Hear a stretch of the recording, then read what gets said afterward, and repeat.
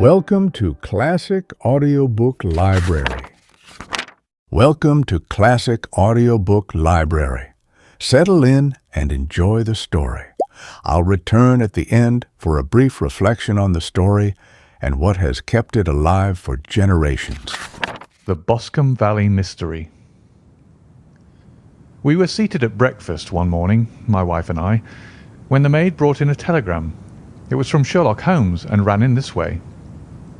Have you a couple of days to spare? Have just been wired for from the west of England in connection with Boscombe Valley tragedy. Shall be glad if you will come with me. Air and scenery perfect. Leave Paddington by the 11:15. What do you say, dear? Said my wife, looking across at me. Will you go? I really don't know what to say. I have a fairly long list at present. Oh, Anstruther would do the work for you. You've been looking a little pale lately. I think that the change would do you good, and you're always so interested in Mr. Sherlock Holmes's cases. I should be ungrateful if I were not, seeing what I gained through one of them, I answered. But if I'm to go, I must pack at once, for I have only half an hour. My experience of camp life in Afghanistan had at least had the effect of making me a prompt and ready traveller. My wants were few and simple, so that in less than the time stated I was in a cab with my valise, rattling away to Paddington Station. Sherlock Holmes was pacing up and down the platform, his tall, gaunt figure made even gaunter and taller by his long, grey travelling cloak and close-fitting cloth cap. "It is really very good of you to come, Watson," said he. "It makes a considerable difference to me, having someone with me on whom I can thoroughly rely.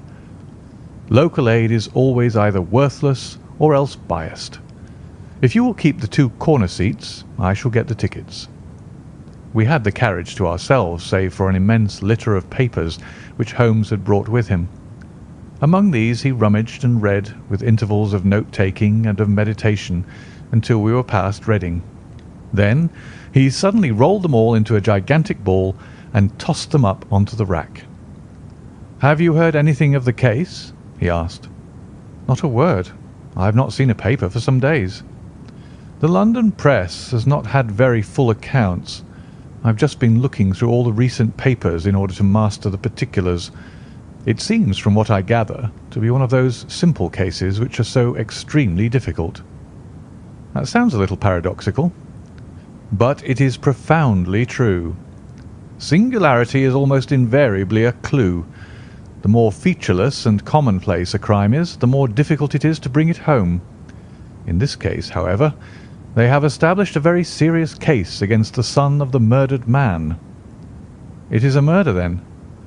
Well, it is conjectured to be so. I shall take nothing for granted until I have the opportunity of looking personally into it. I will explain the state of things to you, as far as I have been able to understand it, in a very few words. Boscombe Valley is a country district not very far from Ross in Herefordshire. The largest landed proprietor in that part is a Mr. John Turner, who made his money in Australia and returned some years ago to the old country. One of the farms which he held, that of Hatherley, was let to Mr. Charles McCarthy, who was also an ex-Australian.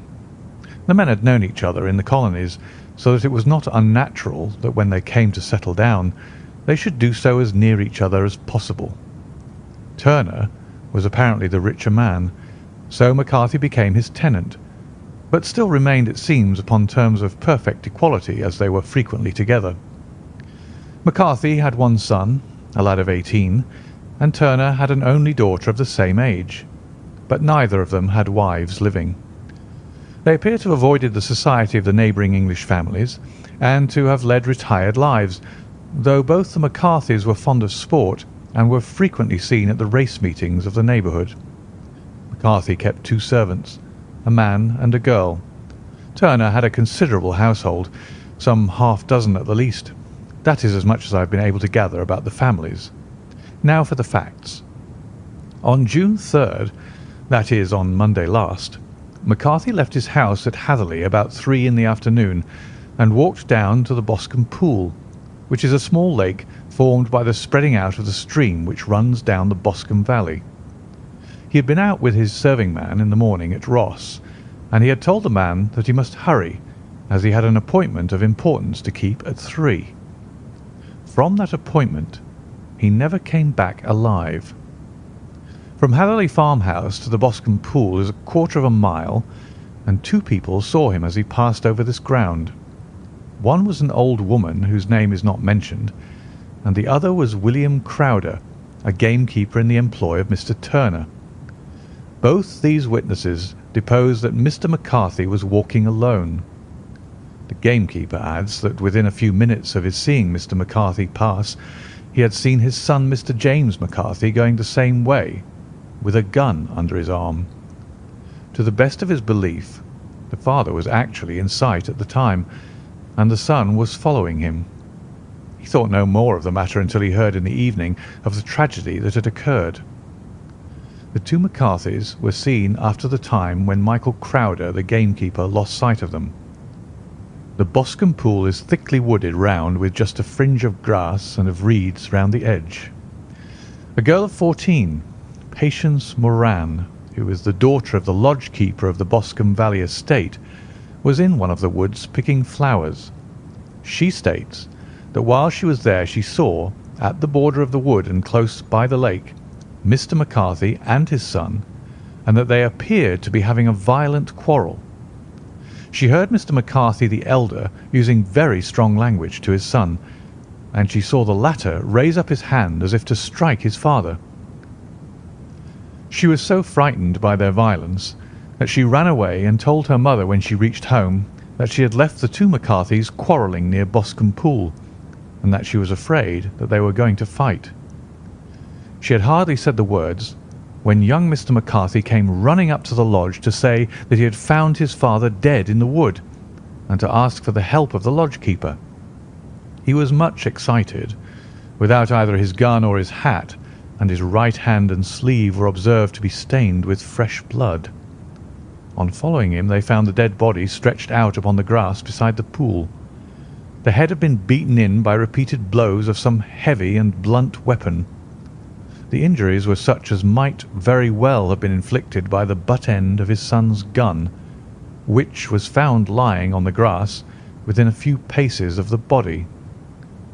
Under these circumstances the young man was instantly arrested, and a verdict of wilful murder having been returned at the inquest on Tuesday, he was on Wednesday brought before the magistrates at Ross, who have referred the case to the next assizes. Those are the main facts of the case as they came out before the coroner and the police court. "I could hardly imagine a more damning case," I remarked. "If ever circumstantial evidence pointed to a criminal, it does so here." "Circumstantial evidence is a very tricky thing," answered Holmes thoughtfully. "It may seem to point very straight to one thing, but if you shift your own point of view a little, you may find it pointing in an equally uncompromising manner to something entirely different. It must be confessed, however, that the case looks exceedingly grave against the young man, and it is very possible that he is indeed the culprit. There are several people in the neighbourhood, however, and among them Miss Turner, the daughter of the neighbouring landowner, who believe in his innocence, and who have retained Lestrade, whom you may recollect in connection with the study in scarlet, to work out the case in his interest. Lestrade, being rather puzzled, has referred the case to me, and hence it is that 2 middle-aged gentlemen are flying westward at 50 miles an hour instead of quietly digesting their breakfasts at home." "I'm afraid," said I, "that the facts are so obvious that you'll find little credit to be gained out of this case." "There is nothing more deceptive than an obvious fact," he answered, laughing. "Besides, we may chance to hit upon some other obvious facts which may have been by no means obvious to Mr. Lestrade. You know me too well to think that I am boasting when I say that I shall either confirm or destroy his theory by means which he is quite incapable of employing, or even of understanding. To take the first example to hand, I very clearly perceive that in your bedroom the window is upon the right-hand side. and yet I question whether Mr. Lestrade would have noted even so self-evident a thing as that. How on earth? My dear fellow, I know you well. I know the military neatness which characterizes you. You shave every morning, and in this season you shave by the sunlight. But since your shaving is less and less complete as we go farther back on the left side, until it becomes positively slovenly as we get round the angle of the jaw, it is surely very clear that that side is less illuminated than the other. I could not imagine a man of your habits looking at himself in an equal light and being satisfied with such a result. I only quote this as a trivial example of observation and inference. Therein lies my métier, and it is just possible that it may be of some service in the investigation which lies before us. There are one or two minor points which were brought out in the inquest, and which are worth considering. What are they? It appears that his arrest did not take place at once, but after the return to Hatherley Farm. On the Inspector of Constabulary informing him that he was a prisoner, he remarked that he was not surprised to hear it, and that it was no more than his deserts. This observation of his had the natural effect of removing any traces of doubt which might have remained in the minds of the coroner's jury. "It was a confession," I ejaculated. "No, for it was followed by a protestation of innocence." Coming on top of such a damning series of events, it was at least a most suspicious remark. "On the contrary," said Holmes, "it is the brightest rift which I can at present see in the clouds. However innocent he might be, he could not be such an absolute imbecile as not to see that the circumstances were very black against him.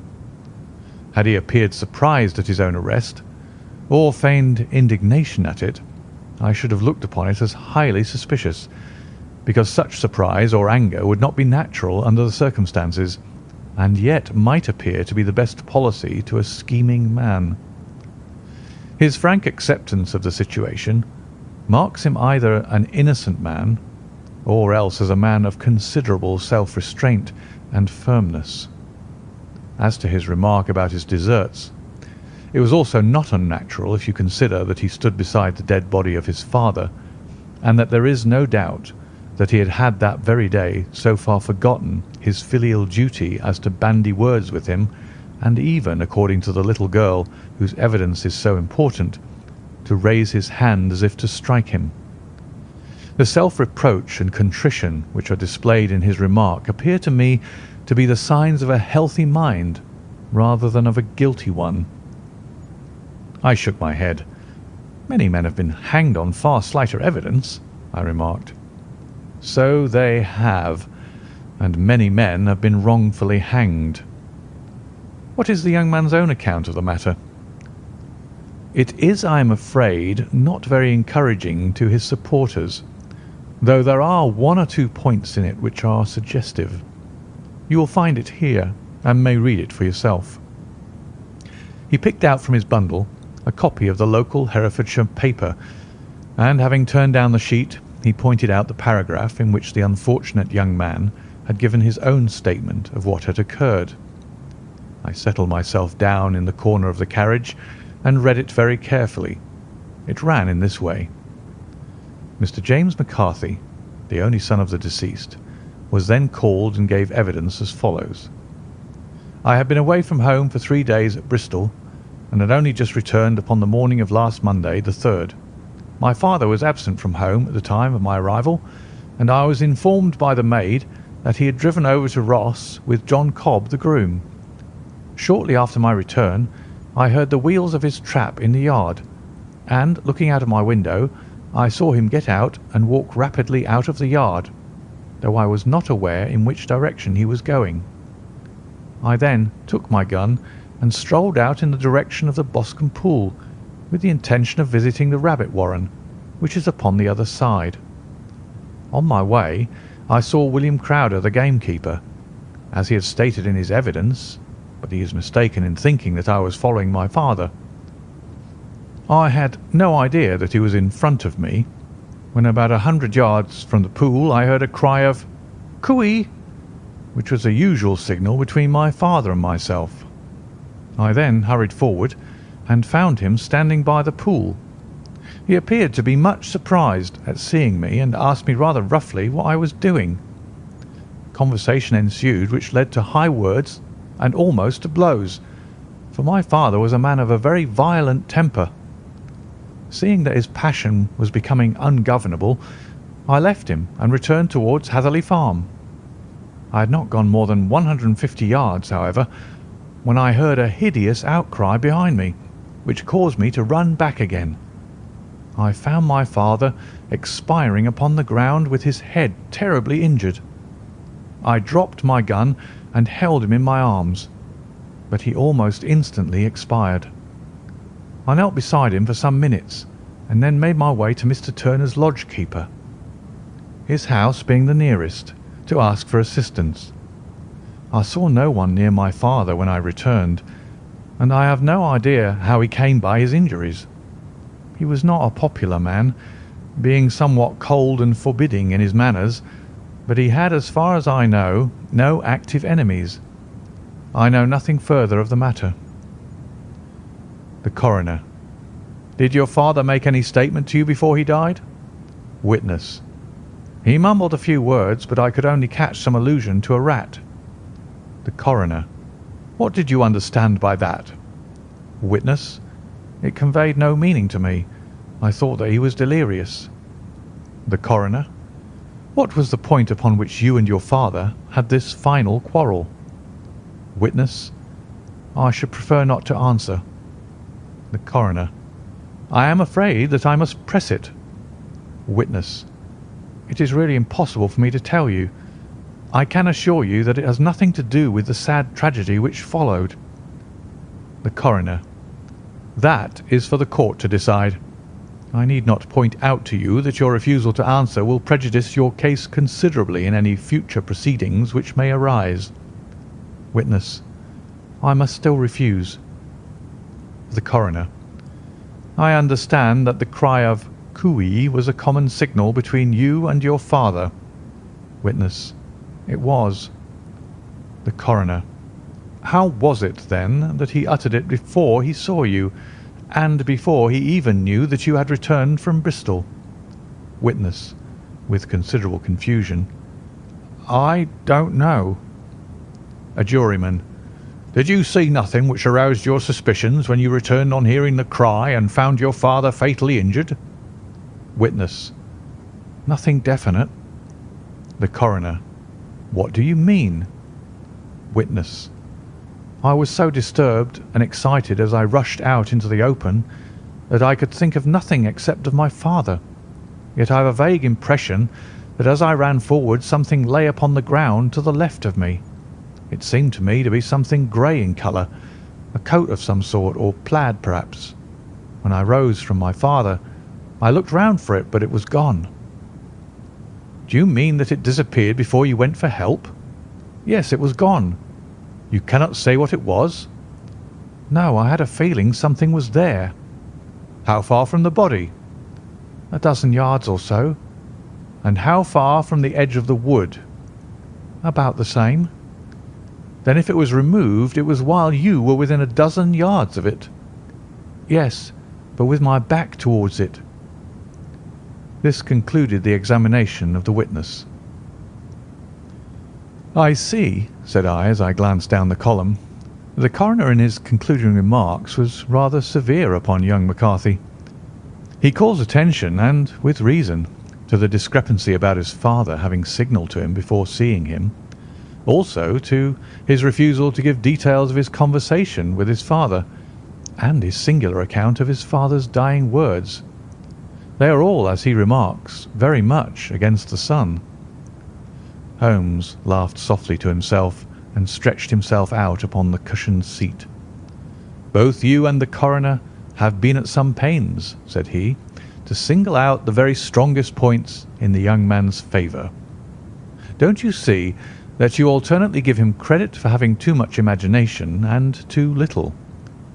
Too little if he could not invent a cause of quarrel which would give him the sympathy of the jury.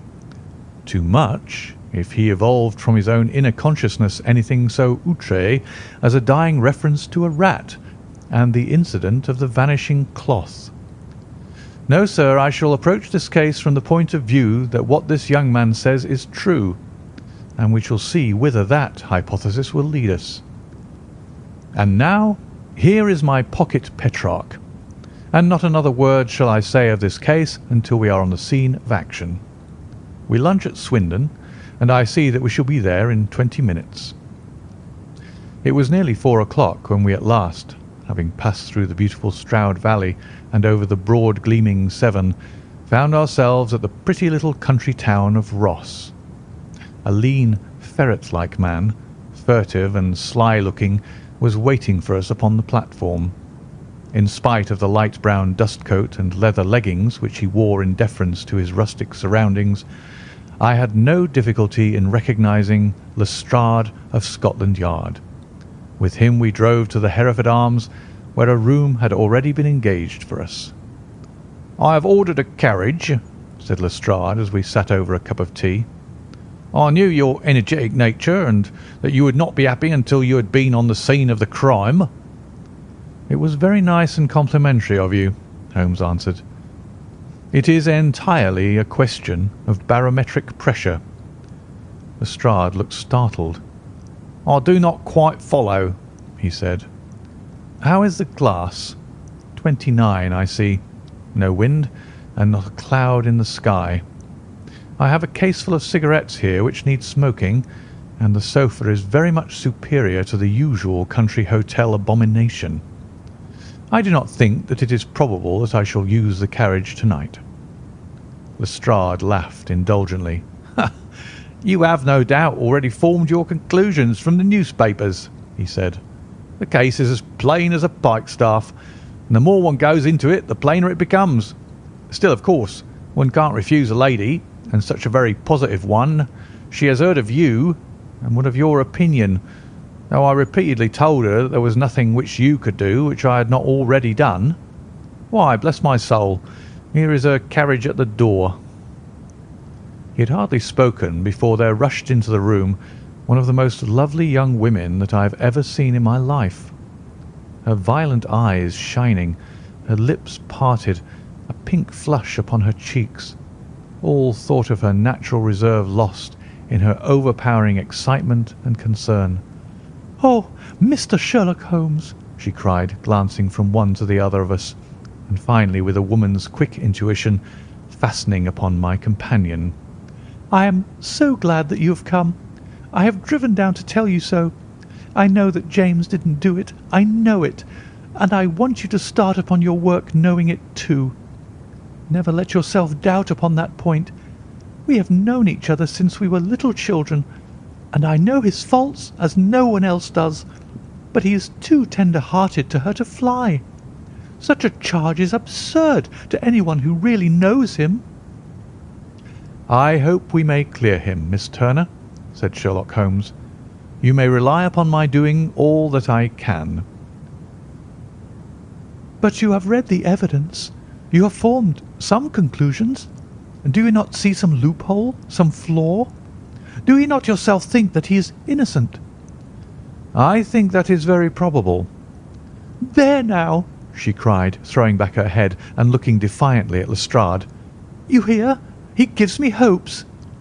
Lestrade shrugged his shoulders. "I am afraid that my colleague has been a little quick in forming his conclusions," he said. "But he is right. Oh, I know that he is right. James never did it. And about his quarrel with his father, I am sure that the reason why he would not speak about it to the coroner was because I was concerned in it." "In what way?" asked Holmes. "It is no time for me to hide anything. James and his father had many disagreements about me. Mr. McCarthy was very anxious that there should be a marriage between us. James and I have always loved each other as brother and sister, but of course he is young and has seen very little of life yet, and, well, he naturally did not wish to do anything like that yet. So there were quarrels, and this I am sure was one of them." "And your father?"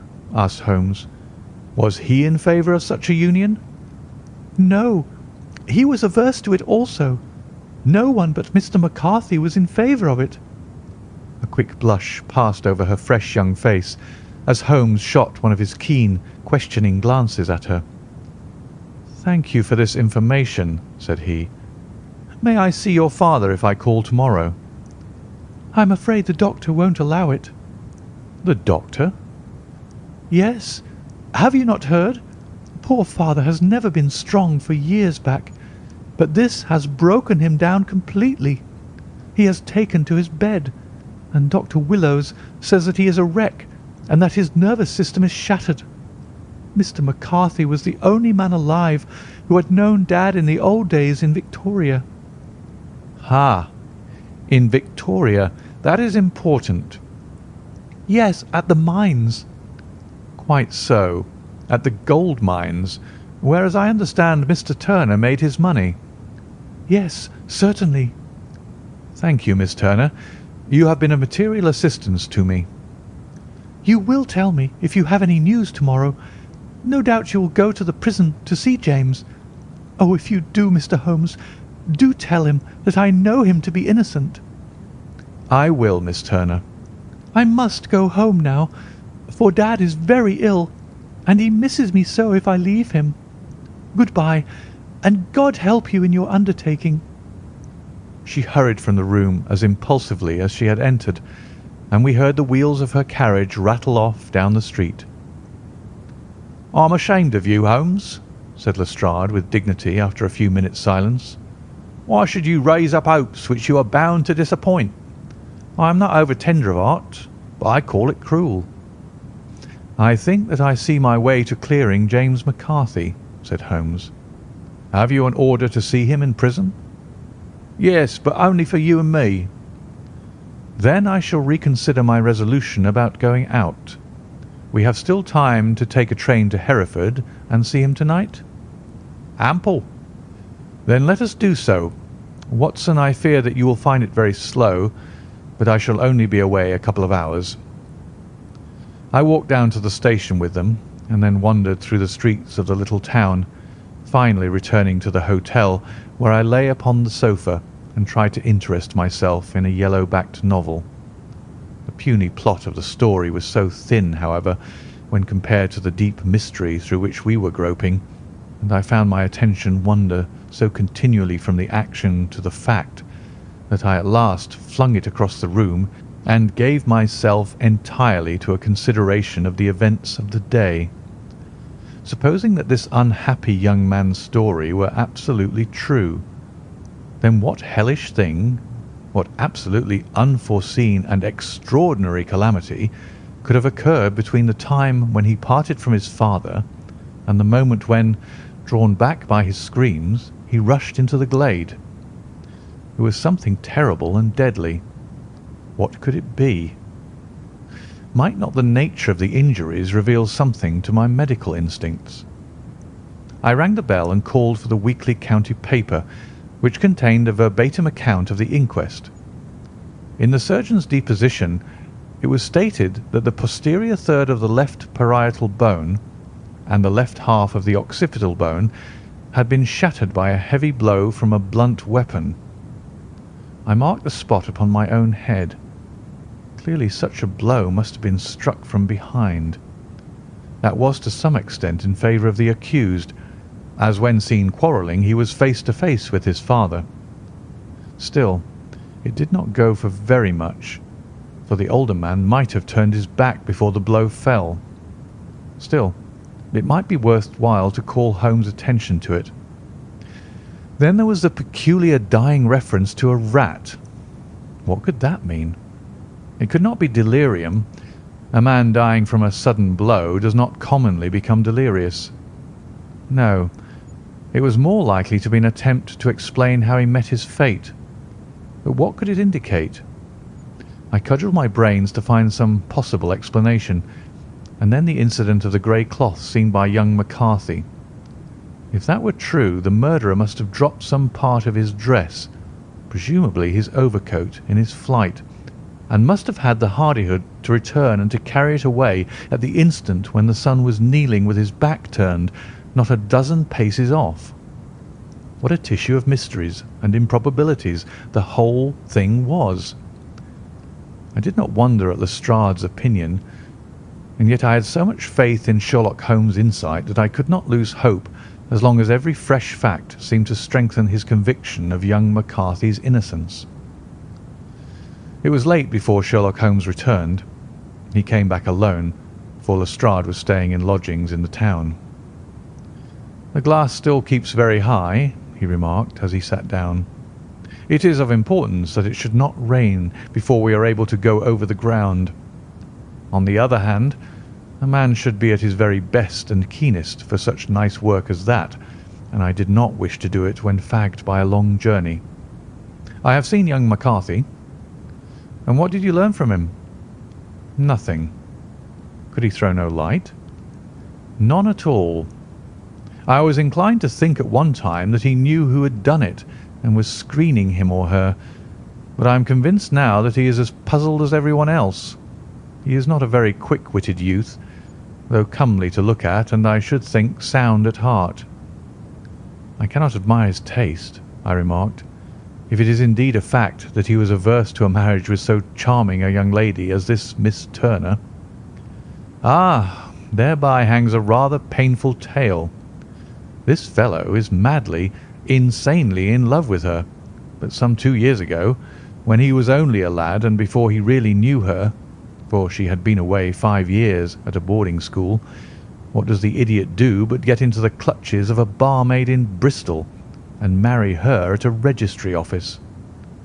No one knows a word of the matter, but you can imagine how maddening it must be to him to be upbraided for not doing what he would give his very eyes to do, but what he knows to be absolutely impossible. It was sheer frenzy of this sort which made him throw his hands up into the air when his father, at their last interview, was goading him on to propose to Miss Turner. On the other hand, he had no means of supporting himself, and his father, who was by all accounts a very hard man, would have thrown him over utterly had he known the truth.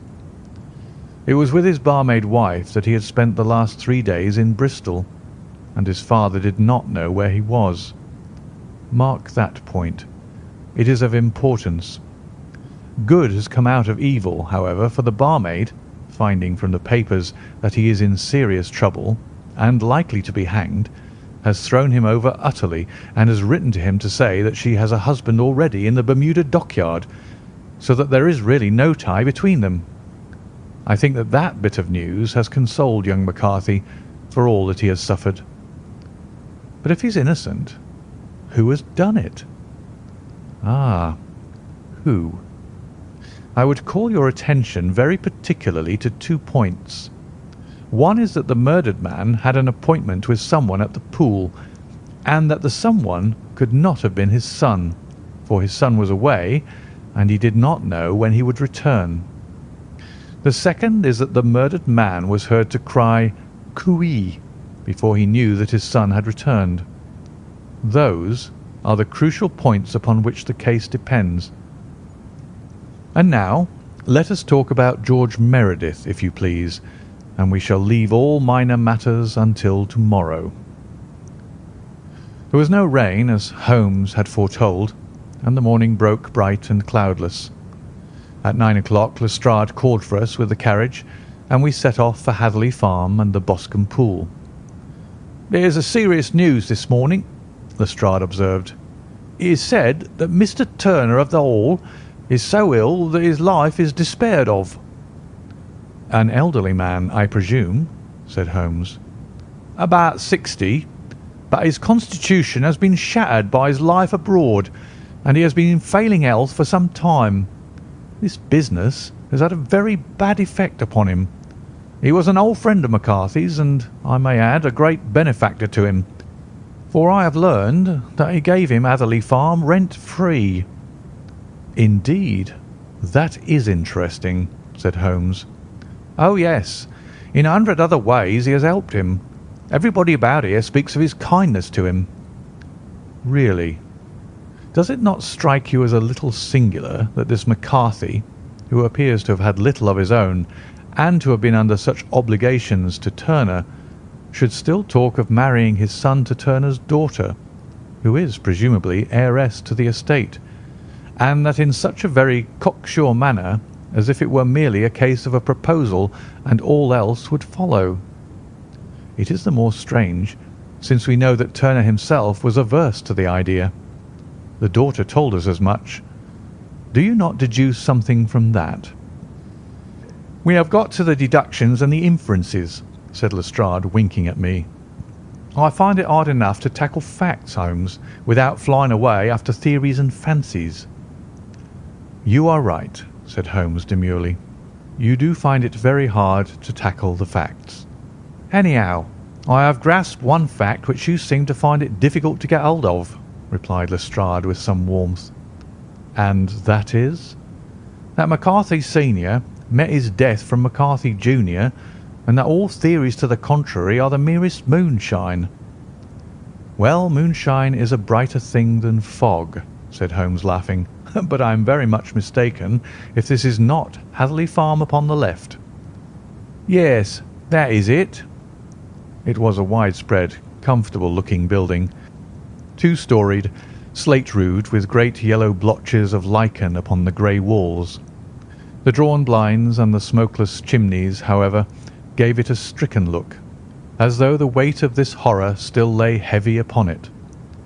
We called at the door, when the maid, at Holmes's request, showed us the boots which her master wore at the time of his death, and also a pair of the son's, though not the pair which he had then had.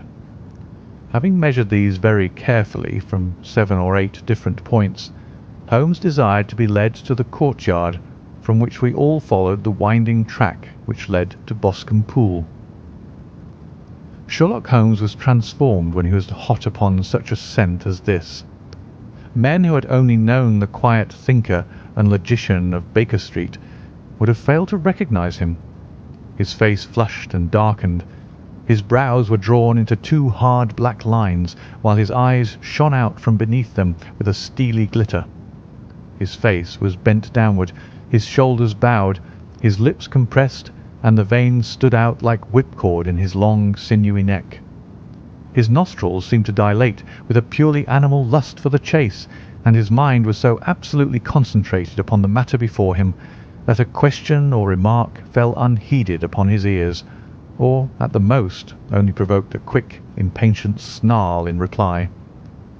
Swiftly and silently he made his way along the track which ran through the meadows, and so by way of the woods to the Boscombe Pool. It was damp, marshy ground, as is all that district, and there were marks of many feet, both upon the path and amid the short grass which bounded it on either side. Sometimes Holmes would hurry on, sometimes stop dead, and once he made quite a little detour into the meadow. Lestrade and I walked behind him, the detective indifferent and contemptuous, while I watched my friend with the interest which sprang from the conviction that every one of his actions was directed towards a definite end. The Boscombe Pool, which is a little reed-girt sheet of water some 50 yards across, is situated at the boundary between the Hatherley Farm and the private park of the wealthy Mr. Turner.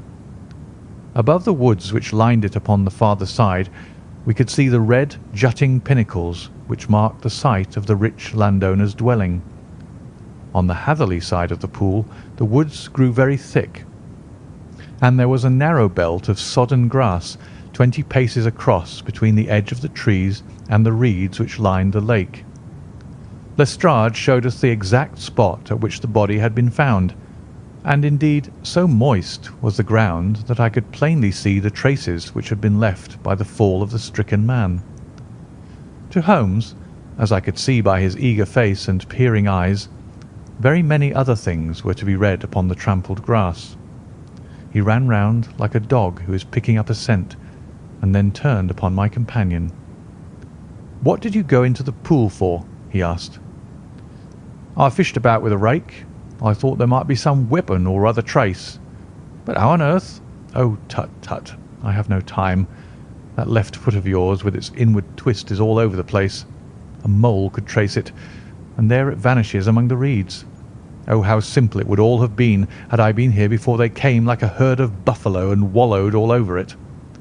Here is where the party with the lodge-keeper came, and they have covered all tracks for 6 or 8 feet around the body. But here are 3 separate tracks of the same feet. He drew out a lens and lay down upon his waterproof to have a better view, talking all the time, rather to himself than to us. These are young McCarthy's feet. Twice he was walking, and once he ran swiftly, so that the soles are deeply marked and the heels hardly visible. That bears out his story. He ran when he saw his father on the ground. Then here are the father's feet as he paced up and down. What is this, then? It is the butt end of the gun as the son stood listening. And this? Ha! What have we here? Tiptoes? Tiptoes?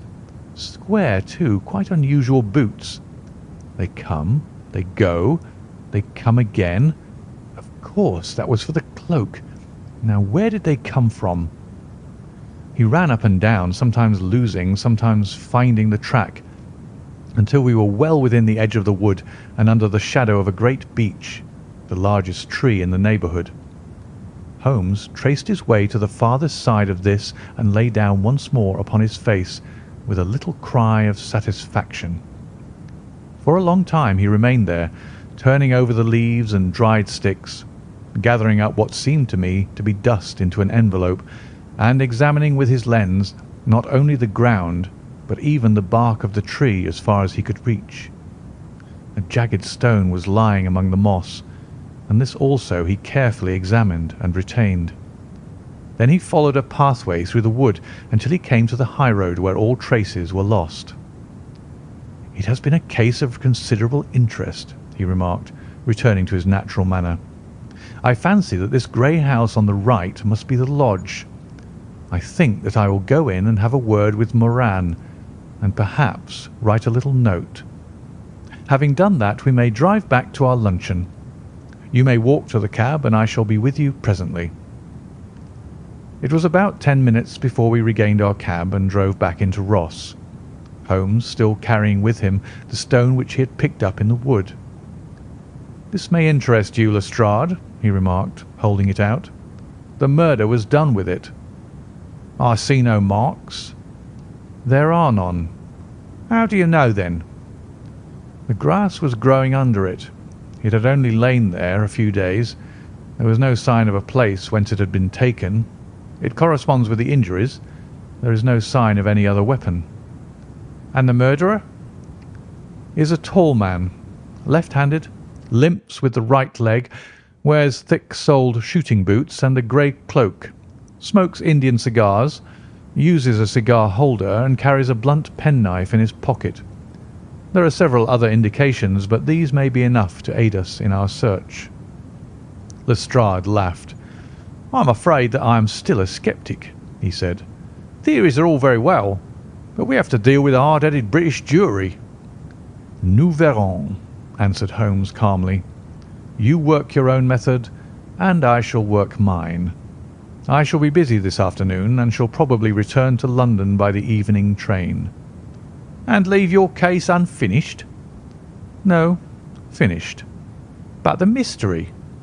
"It is solved." "Who was the criminal, then?" "The gentleman I describe." "But who is he?" "Surely it would not be difficult to find out. This is not such a populous neighbourhood." Lestrade shrugged his shoulders. "I am a practical man," he said, "and I really cannot undertake to go about the country looking for a left-handed gentleman with a gammy leg. I should become the laughing-stock of Scotland Yard." "All right," said Holmes quietly. "I have given you the chance. Here are your lodgings. Good-bye. I shall drop you a line before I leave." Having left Lestrade at his rooms, we drove to our hotel, where we found lunch upon the table. Holmes was silent and buried in thought, with a pained expression upon his face, as one who finds himself in a perplexing position. "Look here, Watson," he said when the cloth was cleared. just sit down in the chair and let me preach to you for a little. I don't know quite what to do, and I should value your advice. Light a cigar and let me expound." "Pray do so." "Well, now, in considering this case, there are 2 points about young McCarthy's narrative which struck us both instantly, although they impressed me in his favour and you against him. One was the fact that his father should, according to his account, cry cooee before seeing him. The other was his singular dying reference to a rat. He mumbled several words, you understand, but that was all that caught the son's ear. Now, from this double point, our research must commence, and we will begin it by presuming that what the lad says is absolutely true." "What of this cooee, then?" "Well, obviously it could not have been meant for the son. The son, as far as he knew, was in Bristol. It was mere chance that he was within earshot. The cooee was meant to attract the attention of whoever it was that he had the appointment with.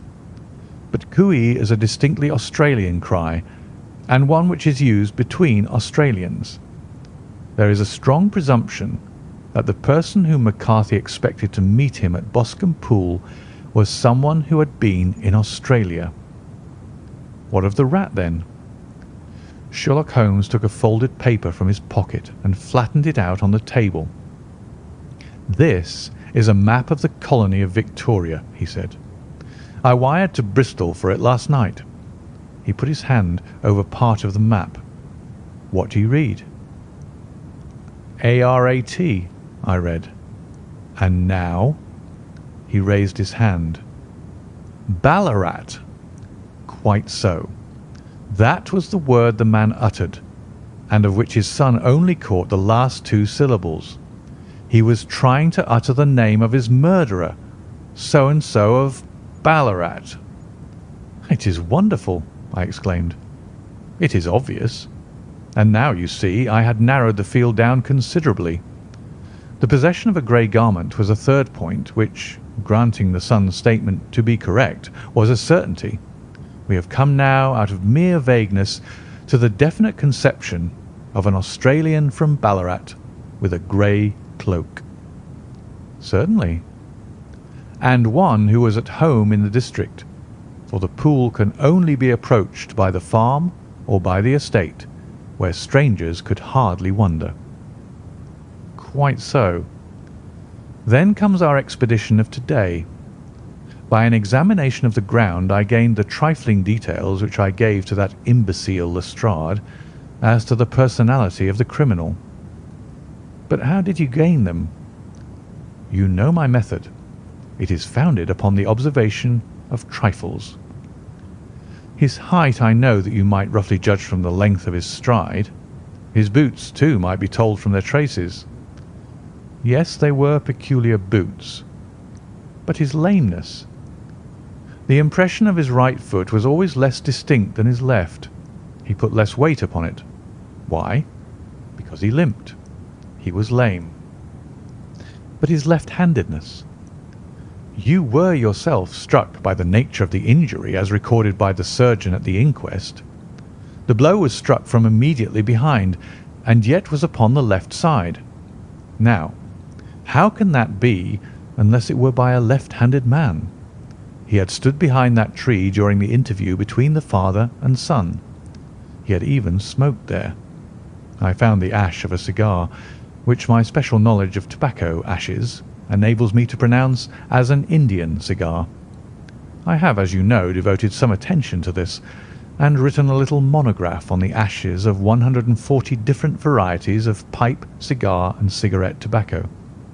Having found the ash, I then looked round and discovered the stump among the moss, where he had tossed it. It was an Indian cigar of the variety which are rolled in Rotterdam." "And the cigar holder?" "I could see that the end had not been in his mouth. Therefore he used a holder. The tip had been cut off, not bitten off, but the cut was not a clean one, so I deduced a blunt penknife." "Holmes," I said, "you have drawn a net round this man from which he cannot escape. and you have saved an innocent human life as truly as if you had cut the cord which was hanging him. I see the direction in which all this points. The culprit is—" "Mr. John Turner," cried the hotel waiter, opening the door of our sitting-room and ushering in a visitor. The man who entered was a strange and impressive figure. His slow, limping step and bowed shoulders gave the appearance of decrepitude, and yet his hard, deep-lined, craggy features and his enormous limbs showed that he was possessed of unusual strength of body and of character. His tangled beard, grizzled hair, and outstanding drooping eyebrows combined to give an air of dignity and power to his appearance, but his face was of an ashen white, while his lips and the corners of his nostrils were tinged with a shade of blue. It was clear to me at a glance that he was in the grip of some deadly and chronic disease. "Pray, sit down on the sofa," said Holmes gently. "You had my note?" "Yes. The lodge-keeper brought it up. You said that you wished to see me here to avoid scandal." "I thought people would talk if I went to the hall." "And why did you wish to see me?" He looked across at my companion with despair in his weary eyes, as though his question was already answered. "Yes," said Holmes, answering the look rather than the words. "It is so. I know all about McCarthy." The old man sank his face in his hands. "God help me," he cried, "but I would not have let the young man come to harm. I give you my word that I would have spoken out if it went against him at the assizes." "I am glad to hear you say so," said Holmes gravely. "I would have spoken now had it not been for my dear girl. It would break her heart. It will break her heart when she hears what I am arrested." "It may not come to that," said Holmes. "What?" "I am no official agent. I understand that it was your daughter who required my presence here, and I am acting in her interests. Young McCarthy must be got off, however." "I am a dying man," said old Turner.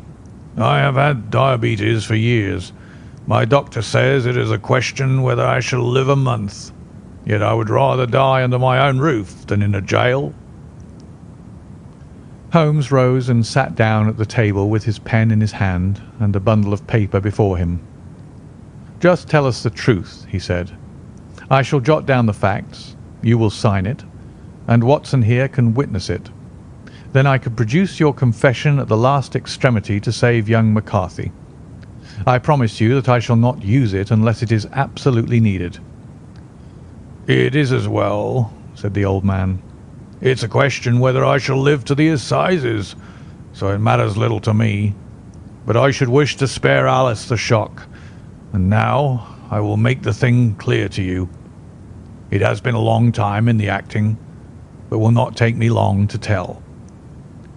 You didn't know this dead man, McCarthy. He was the devil incarnate. I tell you that.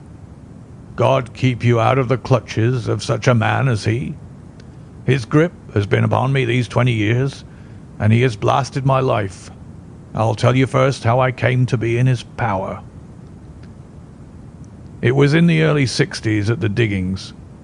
I was a young chap then, hot-blooded and reckless, ready to turn my hand at anything. I got among bad companions, took to drink, had no luck with my claim, took to the bush, and, in a word, became what you call over here a highway robber. There were 6 of us, and we had a wild, free life of it, sticking up a station from time to time or stooping the wagons on the road to the diggings. Black Jack of Ballarat was the name I went under, and our party is still remembered in the colony as the Ballarat Gang. One day a gold convoy came down from Ballarat to Melbourne, and we lay in wait for it and attacked it. There were 6 troopers and 6 of us, so it was a close thing, but we emptied 4 of their saddles at the first volley.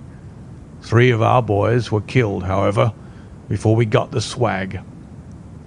I put my pistol to the head of the wagon driver, who was this very man McCarthy.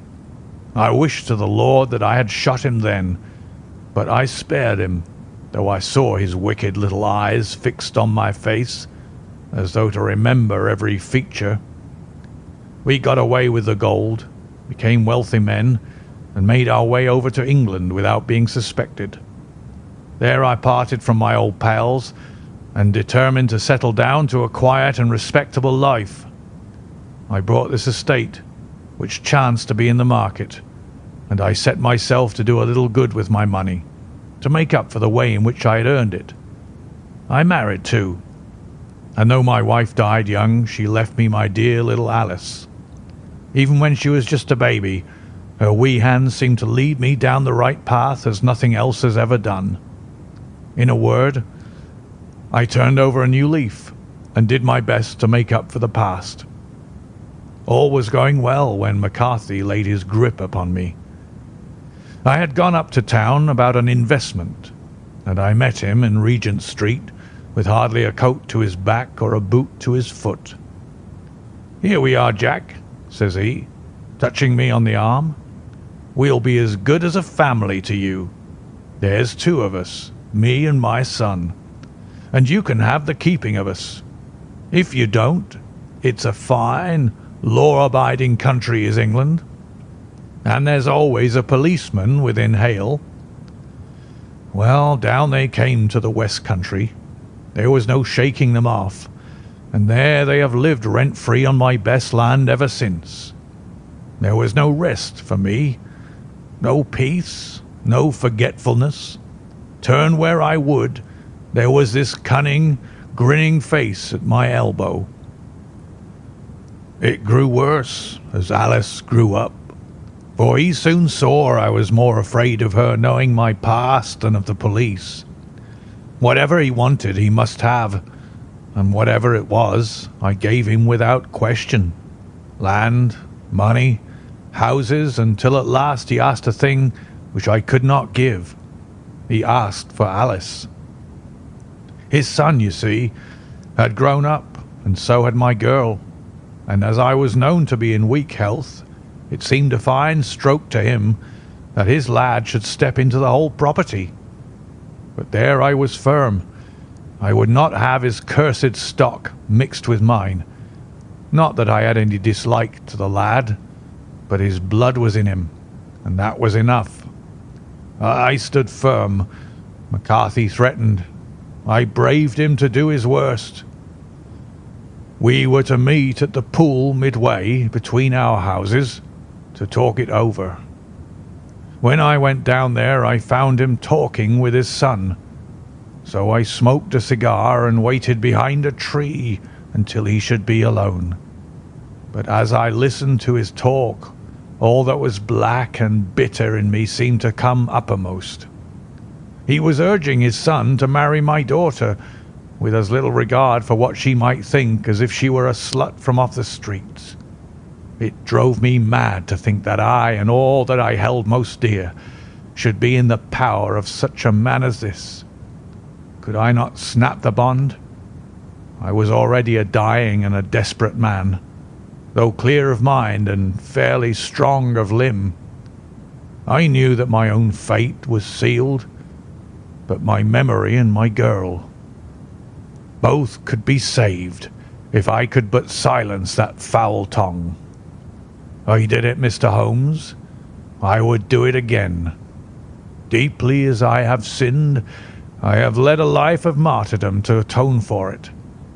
But that my girl should be entangled in the same meshes which held me was more than I could suffer. I struck him down with no more compunction than if he had been some foul and venomous beast. His cry brought back his son, but I had gained the cover of the wood, though I was forced to go back to fetch the cloak which I had dropped in my flight. That is the true story, gentlemen, of all that occurred. "Well, it is not for me to judge you," said Holmes, as the old man signed the statement which had been drawn out. "I pray that we may never be exposed to such temptation." "I pray not, sir. And what do you intend to do?" "In view of your health, nothing. You are yourself aware that you will soon have to answer for your deed at a higher court than the assizes. I will keep your confession, and if McCarthy is condemned, I shall be forced to use it. If not, it shall never be seen by mortal eye, and your secret, whether you be alive or dead, shall be safe with us." "Farewell, then," said the old man solemnly. "Your own deathbeds, when they come, will be the easier for the thought of the peace which you have given to mine." Tottering and shaking in all his giant frame, he stumbled slowly from the room. "God help us," said Holmes after a long silence. "Why does fate play such tricks with poor helpless worms? I never hear of such a case as this that I do not think of Baxter's words and say, 'There but for the grace of God goes Sherlock Holmes.'" James McCarthy was acquitted at the assizes on the strength of a number of objections which had been drawn out by Holmes and submitted to the defending counsel. Old Turner lived for 7 months after our interview, but he is now dead, and there is every prospect that the son and daughter may come to live happily together in ignorance of the black cloud which rests upon their past. Thank you for joining us at Classic Audiobook Library. In today's story, Sherlock Holmes investigated what appeared to be an open and shut murder case. Yet by carefully examining the evidence and looking beyond first impressions, he uncovered a truth hidden beneath years of secrecy, guilt, and misunderstanding. Holmes reminds us that the strongest evidence is not always the most truthful, and that patience, reason, and compassion are often essential in the pursuit of justice. The Boscombe Valley Mystery remains a memorable Sherlock Holmes adventure because it demonstrates that appearances can be deceiving, and that discovering the truth sometimes requires us to look beyond what seems obvious. If you enjoyed this reading, please consider liking the video and subscribing to the channel. Your support helps us continue preserving and sharing classic literature with listeners around the world.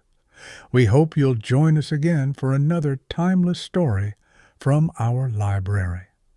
Until next time, thank you for listening.